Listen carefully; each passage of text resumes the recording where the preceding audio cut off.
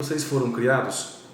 Então, é importante que a gente consiga encontrar esse sentido maior, que a gente consiga encontrar esse sentido verdadeiro, né? Porque isso vai nos ajudar a evitar, quem sabe, uma depressão noogênica, uma depressão provocada por uma falta de sentido na vida, ok? Então vamos lá, partindo desse pressuposto, podemos dizer que não somos nós que devemos perguntar à vida qual é o seu sentido, mas é a vida que nos interpela, que nos pergunta sobre qual é o sentido que damos a ela. A gente vive em um país em que a grande maioria das pessoas gosta de se vitimizar, de se fazer de vítima, de querer achar tudo muito pronto nas mãos, de não querer lutar para conseguir os seus objetivos. E muitas vezes ficam esperando que a própria vida venha lhe responder qual é o sentido dela. Só que Viktor Frankl vai dizer que não deve ser essa a nossa postura. Que a nossa postura deve ser de nós respondermos à vida. Qual é o sentido que nós damos a ela? Porque a vida é quem nos pergunta. Não somos nós que devemos perguntar à vida qual é o sentido dela, mas ela é quem nos pergunta qual é o sentido que nós lhe damos. Qual é o sentido que eu dou à vida? Isso é importante a gente se perguntar. Outra coisa importante no processo de encontrar um sentido na vida é a capacidade da pessoa para assumir responsabilidades. E também aprender a não se sentir responsável por aquilo que faz parte do destino e que é inalterável. Aqui é algo importante para a gente.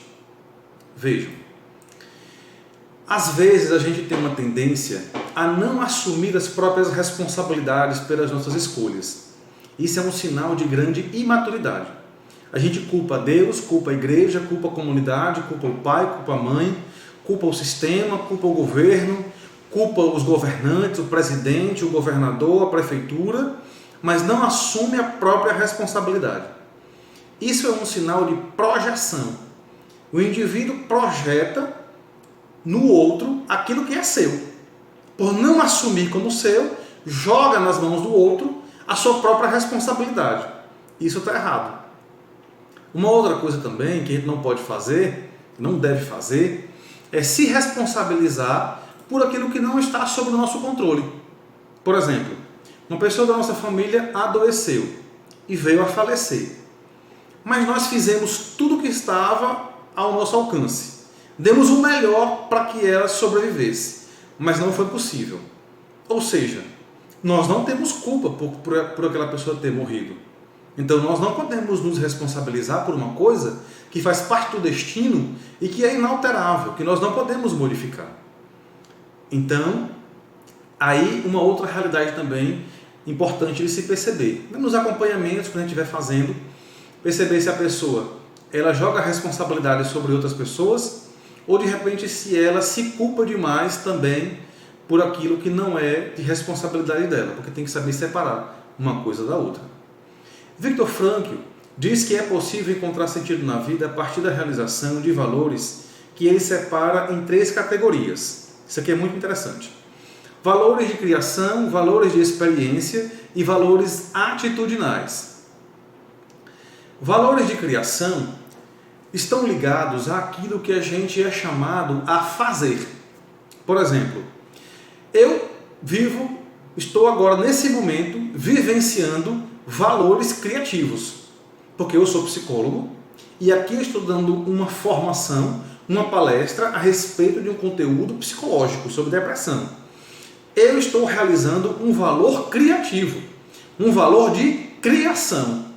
Eu estou realizando um sentido na minha vida a partir do meu trabalho.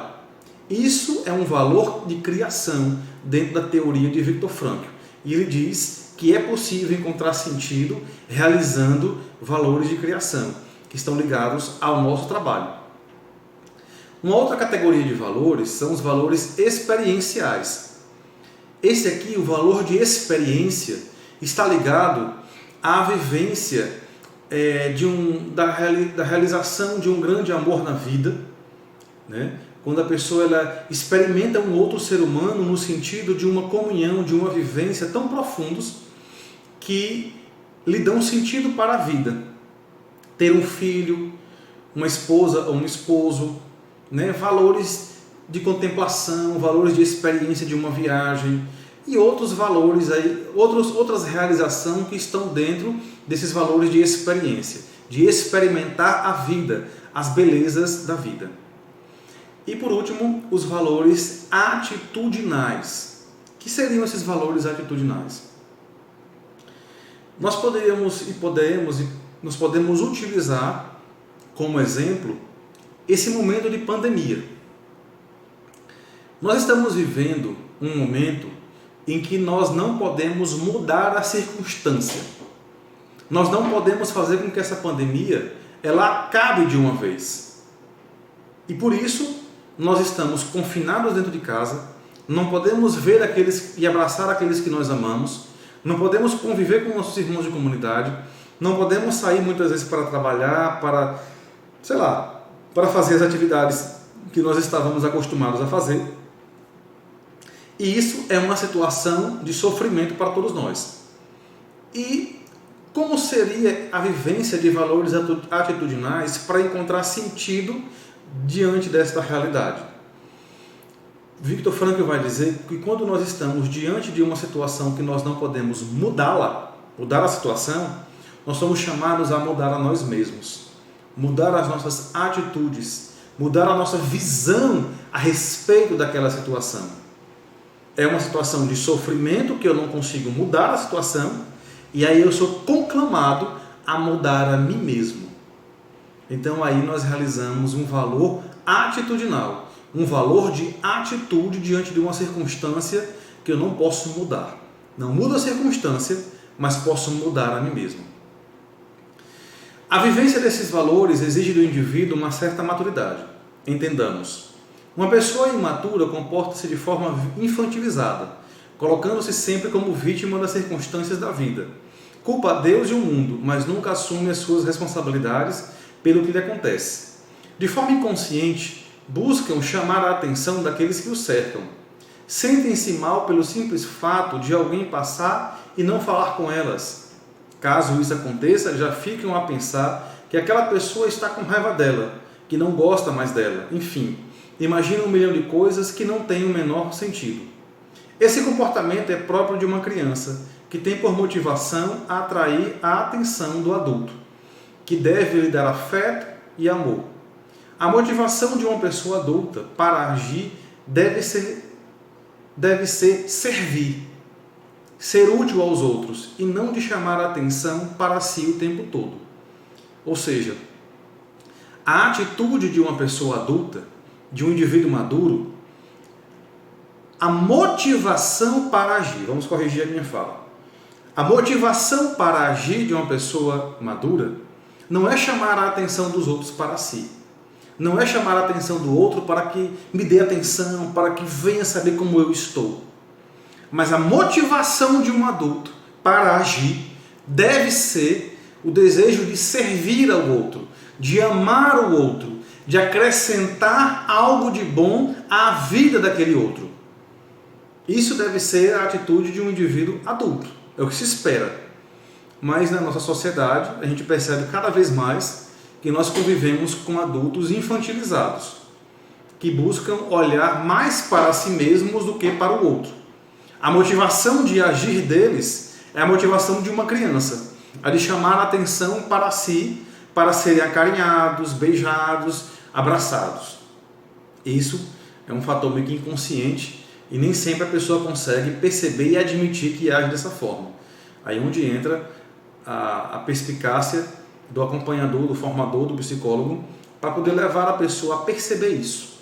Não de uma forma afirmativa, mas quem sabe com algumas perguntas acertadas para que a pessoa ela caia na real. Normalmente essas pessoas também são reclamonas, inseguras, insatisfeitas e por reclamarem demais, o seu cérebro entende que deve ativar o sistema nervoso simpático, que é responsável pelas ações de luta ou fuga. A ativação desse sistema durante muito tempo pode levar a uma exaustão emocional, desencadeando, quem sabe, a depressão. Ou seja, uma pessoa que reclama demais, ela vai, muito provavelmente, ativar o sistema nervoso simpático e ela vai ficar extremamente cansada, psíquica, física, emocional e até espiritualmente, exaurida, sugada nas suas forças, nas suas energias, porque ela fica o tempo todo nessa postura de luta ou fuga. Por quê? Porque ela reclama demais da vida, porque ela reclama demais de tudo.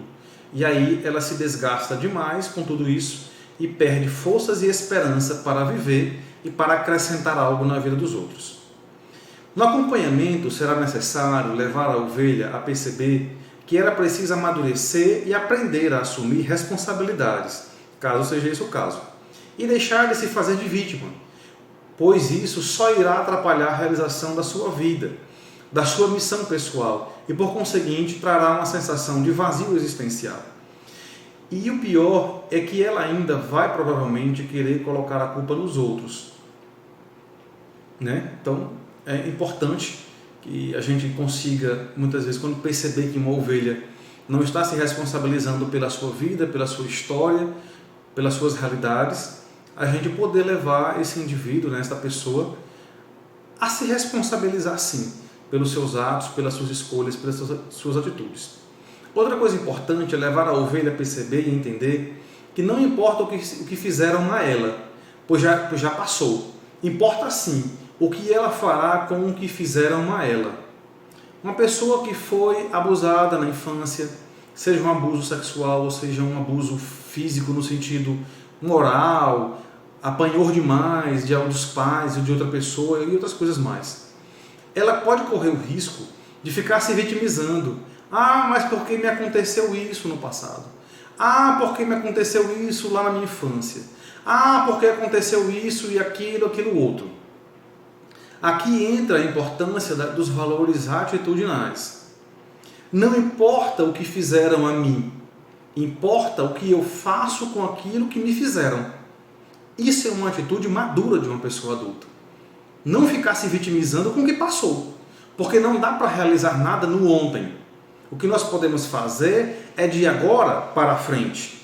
É uma atitude prospectiva e não regressiva. É uma atitude de prospecção, do hoje para frente, do agora para frente. Eu perdoo hoje, para ser livre hoje e amanhã. Eu perdoo agora. Isso é uma atitude, isso é a vivência de valores atitudinais. Eu não consigo mudar o que fizeram a mim, mas eu escolho ter uma atitude diferente. Não fico mais me vitimizando, mas eu escolho algo que pode me fazer crescer. Quando essa pessoa tomar consciência de que não adianta ficar olhando para o passado e que ela pode e deve dar um rumo para a sua própria vida, a sua existência passará a ter um verdadeiro sentido. Viktor Frankl entende que esse processo de autoconhecimento e amadurecimento deve ter necessariamente como fruto a autotranscendência, movimento de saída de si em direção ao outro, pois a vida humana não foi feita em vista de si mesma, mas para ser dom para a edificação dos outros. Existem muitas pesquisas que mostram que pessoas submetidas à farmacoterapia para tratar depressão, mas que não fazem psicoterapia ou não se dedicam a uma espiritualidade, têm resultados mínimos. Por outro lado, aqueles que vivem uma espiritualidade demonstram respostas muito mais satisfatórias. Essa dimensão da autotranscendência que Viktor Frankl coloca, ele faz uma analogia interessante em alguns livros dele, nem apenas um não, acho que uns 2, 3 livros dele, ele coloca essa mesma realidade. Ele diz uma coisa bastante interessante que é assim: o olho humano não foi feito para olhar para si mesmo. O nosso olho, ele só cumpre a sua missão quando ele olha para o outro, para fora. Ele só cumpre a sua missão quando ele olha para aquilo que está externo a ele. Quando o olho humano vê algo de si mesmo, é porque ele está doente. É porque ele está com catarata ou algum outro glaucoma, alguma outra doença que faz com que ele veja uma mancha. Ou seja, ele está manchado, ele está doente. A vida humana foi feita não para parar em si mesma, não para que o indivíduo fique em si mesmado, mas para que seja dom para o outro, para que partilhe os seus dons para a edificação dos outros. E nisso a pessoa encontra um verdadeiro sentido na sua vida. E nisso ela é capaz de superar a sua doença, que muito provavelmente pode ter a sua raiz no egoísmo. Então, da mesma forma que o olho humano não foi feito para olhar para si, o ser humano não foi feito para parar em si mesmo. Por isso nós devemos fazer esse movimento em vista do outro, em direção do outro. E com certeza a nossa vida vai encontrar um sentido muito mais profundo e pleno. A nossa vida terá um colorido maior, não será mais preto e branco. Então que com isso a gente possa ajudar os nossos pacientes, os nossos acompanhandos, as nossas ovelhas, a encontrar um sentido mais profundo das suas vidas. Nem sempre a depressão está ligada a realidades endógenas, nem sempre está ligada a questões hormonais. Se você tem alguma ovelha que pode ter algum sintoma depressivo, que você percebe que está mais ligado a questões mais psicológicas e questões mais existenciais e espirituais, está aí a oportunidade de nós podermos ajudá-las de uma forma mais eficiente e mais eficaz. Se percebe que tem questões mais graves, mais profundas, com certeza vai ter a necessidade de fazer um encaminhamento para um psicólogo, para um psiquiatra, para que ela tenha o atendimento necessário e suficiente para o bem-estar dela. Ok? Pessoal, e aqui eu finalizo mais essa formação. Muito obrigado pela oportunidade e que Deus nos abençoe.